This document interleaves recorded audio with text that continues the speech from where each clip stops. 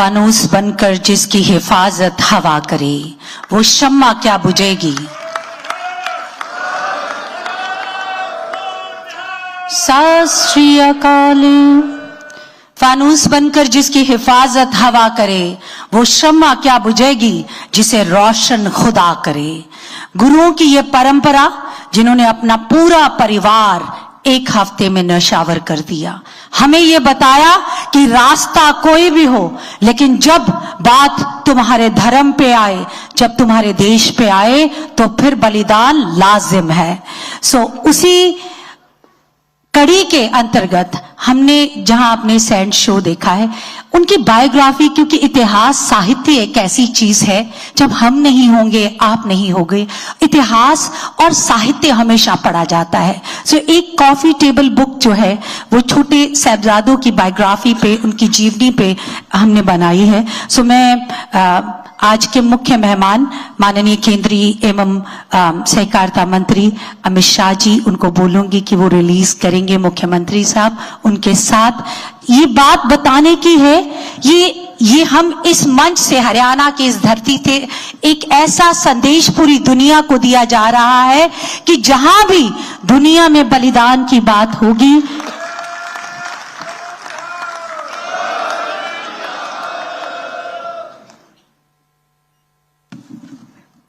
है बहुत अंधियारा, अब सूरज निकलना चाहिए।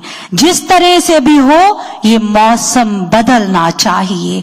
और उसी बदलाव के लिए उनको याद करते हुए गृह मंत्री साहब की आमद इस प्रोग्राम में, इस शाम में, उनकी शहादत के लिए हमारे लिए प्रेरणा स्रोत है कि उनका आना, कि हम अपने बलिदान दिए हुए शहीदों को हम अपने गुरुओं की परंपराओं पे इस हिंदुस्तान के लोगों को चलाना चाहते हैं, ताकि हमारे हिंदुस्तान का हर बच्चा गुरुपुत्र के रूप में स्थापित हो। वो ये जान सके कि गुरुओं की परंपरा के अनुसार उनका पुत्र बनना कितना मुश्किल काम है।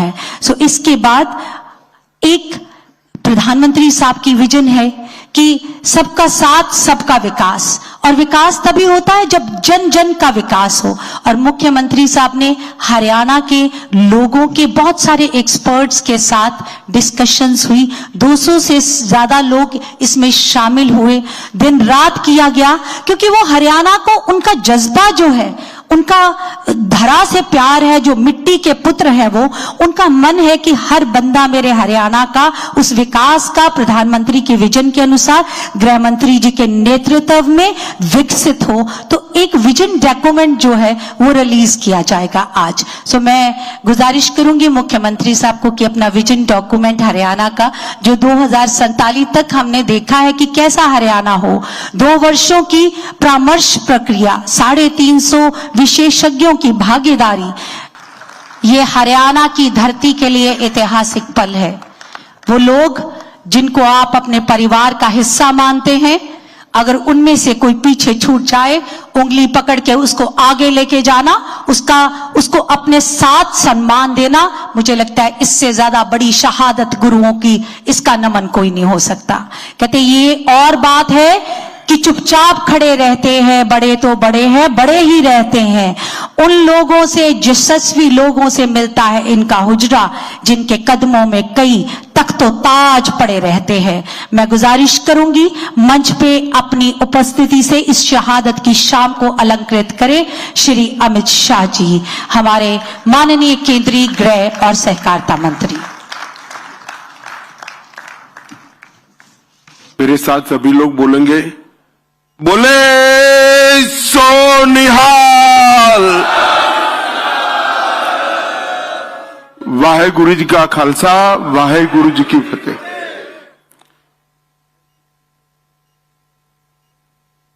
न केवल भारत, पूरी दुनिया के बच्चों को जिस कार्यक्रम से प्रेरणा मिले,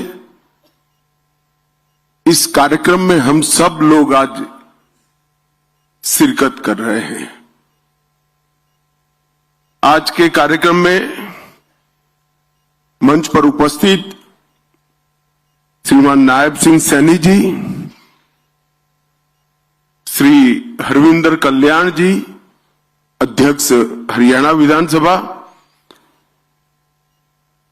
सम्माननीय श्याम सिंह राणा जी, कृषि मंत्री हरियाणा, श्री अरविंद शर्मा जी, कोऑपरेटिव मिनिस्टर हरियाणा,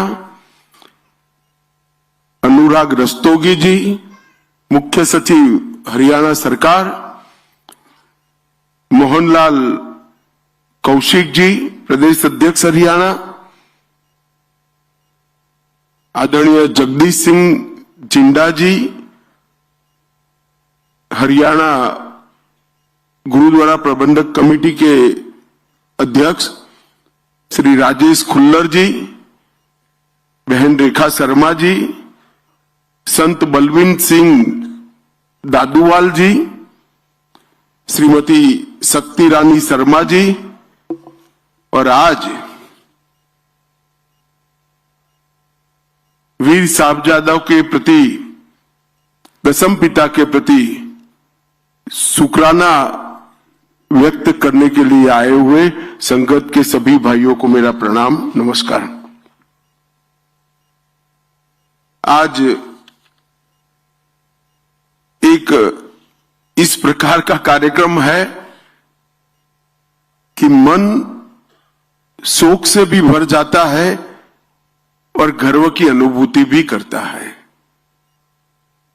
मैं अभी बाहर एक प्रदर्शनी देखकर आया।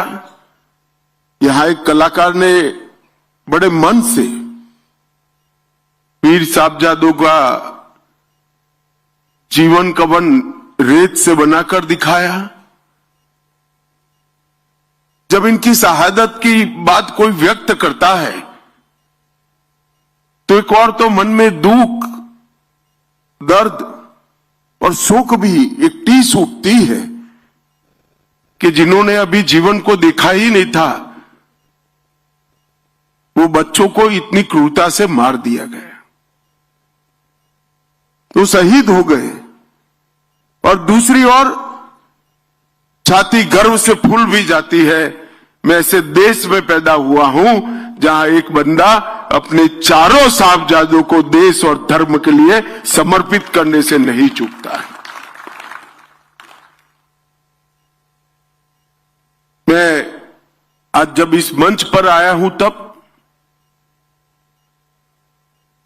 गुरु नानक देव साहब से लेकर दशम पिता तक पूरी सिख गुरु परंपरा को मन पूर्वक प्रणाम कर कर मेरी श्रद्धा व्यक्त करता हूं। आज हम यहां पर एकत्रित हुए तब मैं मां गुजरी जी के त्याग, धैर्य, बच्चों को दिए हुए संस्कार और उनके मातृत्व को भी मन पूर्वक प्रणाम करना चाहता हूं। और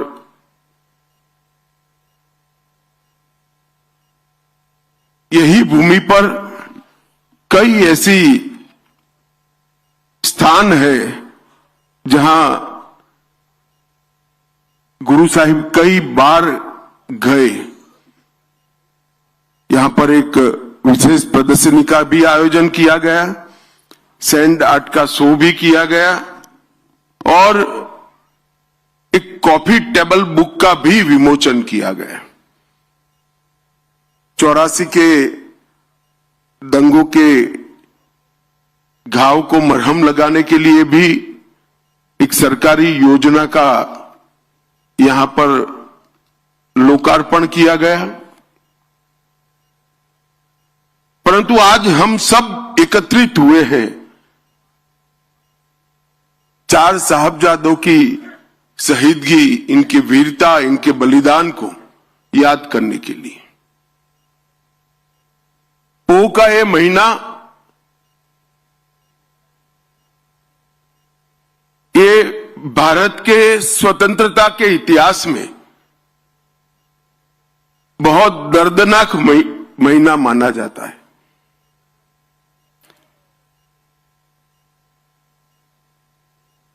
और जिन साहबजादों की बात करना चाहते हैं बाबा जोरावर सिंह, जिनकी उम्र सिर्फ 9 साल थी,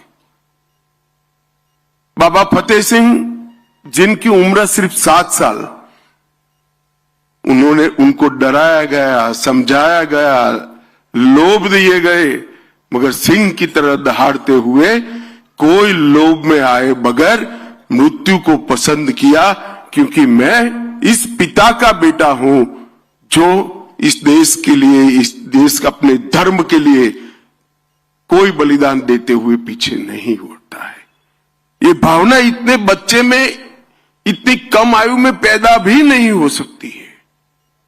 शायद माता गुजरी का संसर्ग ही होगा, संपर्क ही होगा, जिसने गुरुओं के पूरे संस्कार इस बच्चों में फूट फूट कर भरा दिए।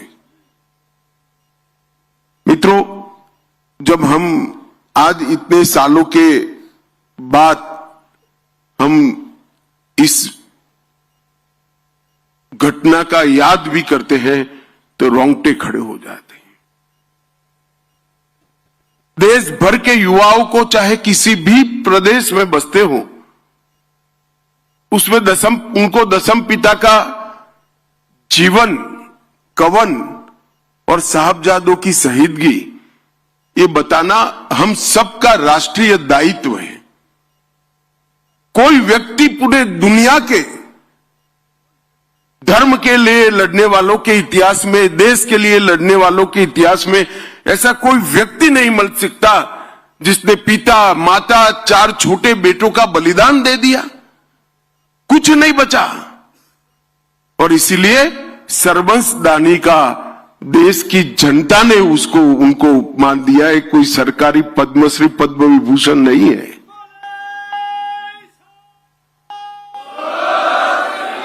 अपने पिता, अपनी माता, अपने 4 बच्चों का बलिदान करने के बाद भी लड़ाई को चालू रखा, और जब बाबा बंदा बहादुर ने यहां आकर बदला लिया, तब पूरी दुनिया को मालूम पड़ा कि अंत में तो सत्य की ही विजय होती है, सत्य का ही जय होता है।